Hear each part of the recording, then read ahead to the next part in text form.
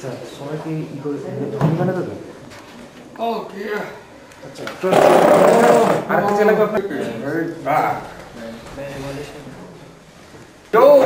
Don't over. First is this. Jesus was tolerant of all peoples. Much of what we know about Jesus comes from his mother. She was the one Dr. Luke consulted when he wrote his Gospel. It contains much that is unique to that Gospel alone.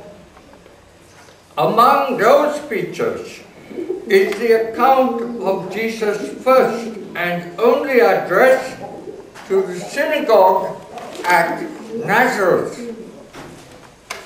The congregation of the synagogue was so enraged by that address that they laid hold of him and took him to the top of a cliff and attempted to throw him down. But his time had not yet come, so he disappeared and went on his way. It seems that he could become an invisible man at will. Catholic theologians tend to slur over this incident as if it is of little theological importance.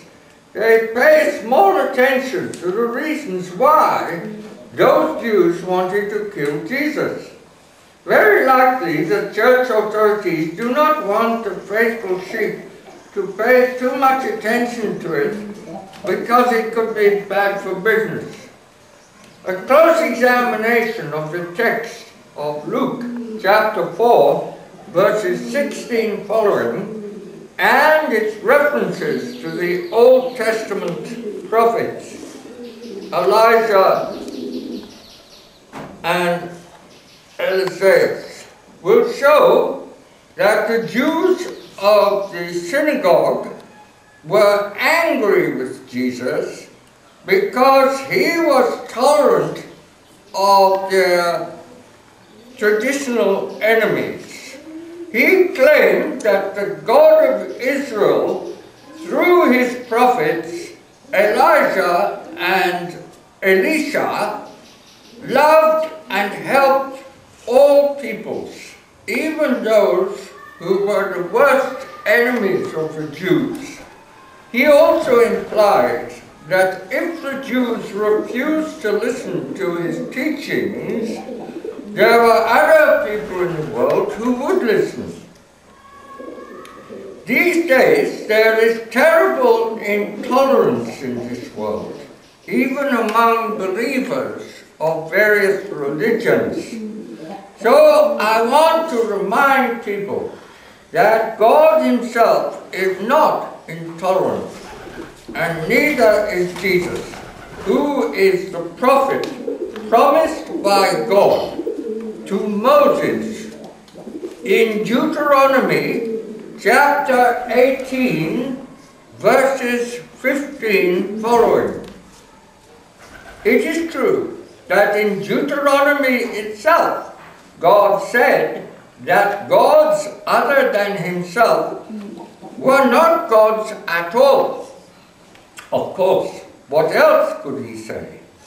There is only one God, and he is it.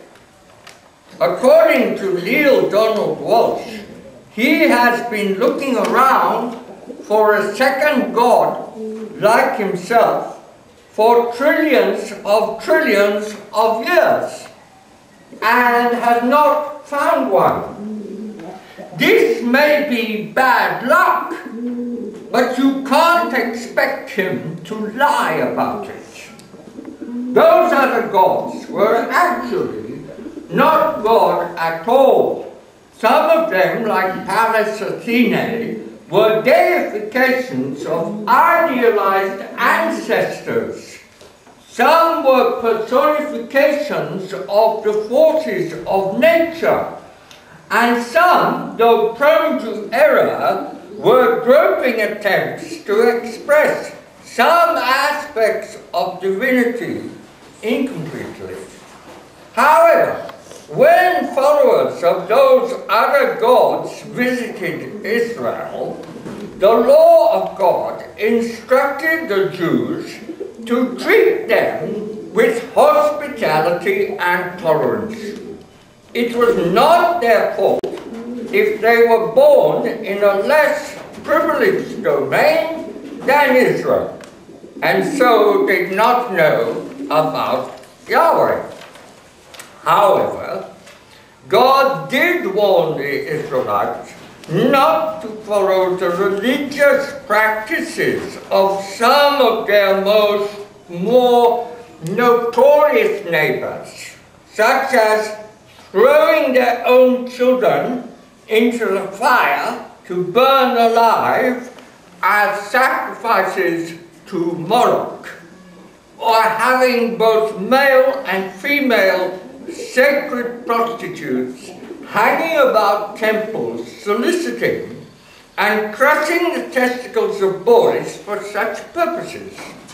When God chose Israel as an instrument for the redemption of the whole world, he had to make sure that the line of ancestry down to Jesus would not be cut off by sacrifices to Moloch, crushing of testicles, or making people into sacred hookers.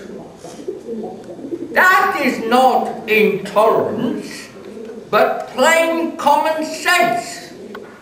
So I claim that God himself and his prophet Jesus have always been tolerant in the true sense of the word.